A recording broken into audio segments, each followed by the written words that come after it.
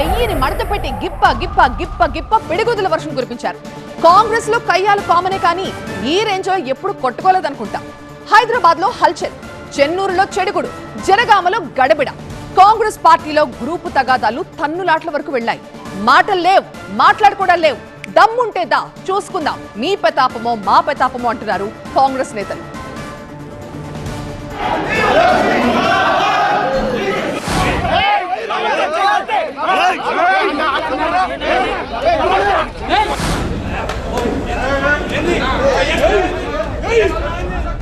ఒకే రోజు 3 జిల్లాల్లో ముష్టి యుద్ధానికి దిగారు కాంగ్రెస్ పార్టీ నేతలు.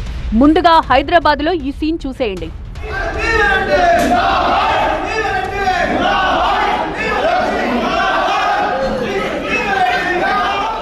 చూశారుగా, వీళ్లంతా ఐఎన్టీయూసీ నేతలు 2 వర్గాలుగా విడిపోయారు.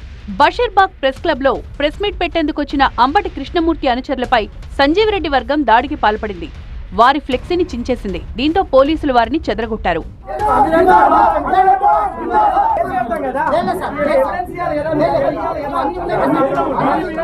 తమను ఎదుర్కొనే దమ్ము లేక సంజీవ్ రెడ్డి వర్గీయులు అరాచకానికి దిగారన్నారు అంబటి కృష్ణమూర్తి.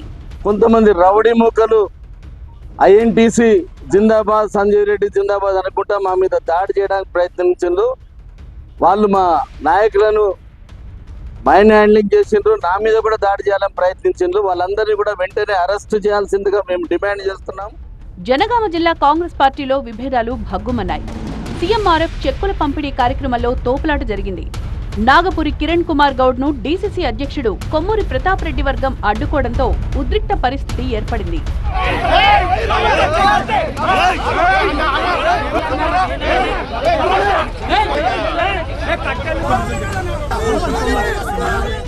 మంచిర్యాల జిల్లా చెన్నూరు ఎమ్మెల్యే వివేక్ క్యాంపు కార్యాలయంలో కాంగ్రెస్ నేతల మధ్య గొడవ జరిగింది. మండల, బ్లాక్, డివిజనల్, గ్రామాల అధ్యక్షుల ఎన్నికల నామినేషన్ ప్రక్రియలో గందరగోళం ఏర్పడింది.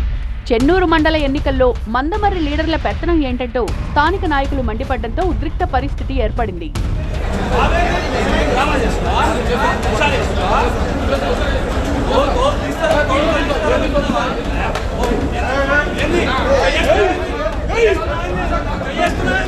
కాంగ్రెస్ నేతల మధ్య కొట్లాటలు ముదరడంతో టీపీసీసీ జోక్యం చేసుకుంటోంది.